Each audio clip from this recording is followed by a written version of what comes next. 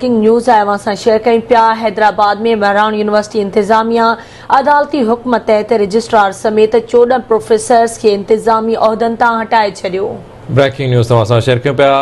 महरान university इंतज़ामिया अदालती हुक्म तहत रजिस्ट्रार समेत 14 प्रोफेसर्स के इंतज़ामी उहदनि तां हटाए छॾियो आहे। OPS ते मुक़ररु थियल registrar Abdul Wahid Umrani, director admission Agha Faisal Habib ऐं कंट्रोलर एग्ज़ाम्स ख़ालिद फ़ैरोज़ चन्ना के उहदनि तां हटायो वियो आहे। सिक्योरिटी ऑफिसर ग़ुलाम नबी राजल, ट्रांसपोर्ट इंचार्ज क़ाज़ी रियाज़, डायरेक्टर इनाम भट्टी, महरान पब्लिक स्कूल जे प्रिंसिपल जुड़ियल सांगी के बि उहदे तां हटायो वियो आहे।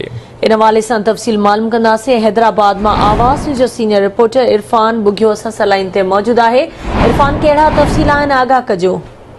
जी, अदालती हुकुम खां पोइ महरान यूनिवर्सिटी समेत 14 प्रोफेसर जेके इंतज़ामी उहदनि ते मुक़ररु थियल हुआ उन्हनि खे हटायो वियो आहे। तव्हांखे ॿुधायूं त इन हवाले सां Sindh high court circuit bench Hyderabad में हिकिड़ी पिटीशन दाख़िल थियल हुई जंहिंजी सुभाणे ॿुधणी बि रखियल आहे।